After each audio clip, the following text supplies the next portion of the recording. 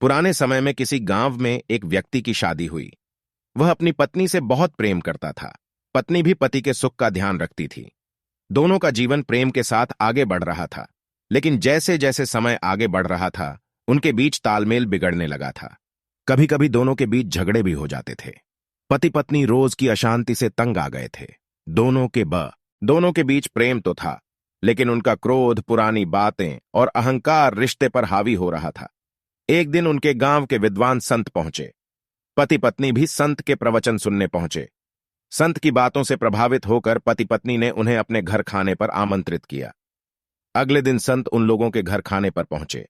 पति पत्नी ने उन्हें खाना खिलाया।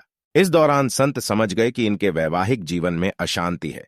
संत ने खाना खाने के बाद पानी का लोटा उठाया और पूछा कि हम कितनी देर इस लोटे को ऊपर उठाकर रख सकते हैं। पति पत्नी ने कहा कि कुछ देर तक इसे आराम से उठा सकते हैं, लेकिन कुछ समय बाद हाथ में दर्द होने लगेगा। संत ने कहा कि जैसे हम लोटे को ज्यादा समय तक नहीं उठा सकते, उसी तरह अगर हम किसी समस्या पर या किसी एक बात पर लंबे समय तक अटके रहेंगे तो इससे हमारे जीवन में तनाव बढ़ने लगता है। अगर वैवाहिक जीवन में कुछ परेशानियां हैं तो उन्हें जल्दी हल कर लेना चाहिए। अगर किसी परेशानी पर ज्यादा समय तक टिके रहेंगे तो जीवन नर्क बन जाएगा। बुरी बातों को छोड़कर आगे बढ़ना चाहिए।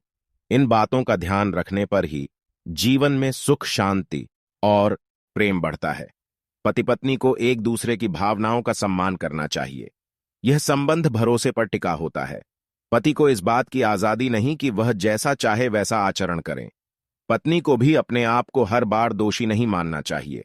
वैवाहिक जीवन में पति पत्नी दोनों एक समान होते हैं। दोनों पर इस रिश्ते को बनाए रखने की जिम्मेदारी होती है। जहां पति का सम्मान ना हो, वह स्थान पत्नी को त्याग देना चाहिए, चाहे वह उसका मैका क्यों ना हो। पत्नी का जीवन उसके पति के साथ होता है। पत्नी के सारे सुख उसकी ससुराल में होते हैं। शादी एक पवित्र रिश्ता होता है जिसमें जिंदगी की बाजी लगी होती है। अगर पति पत्नी अच्छी मिले तो जिंदगी खुशहाल, वरना नर्क बन जाती है। इंसान न साथ रह पाता है न छोड़ सकता हूं। बस जिंदगी गुजरती है जैसे वह इंसान गुजर गया। एक पिता के बाद पति होता है जो औरत को समझता है। अगर वही ना समझे तो जीवन बेकार है।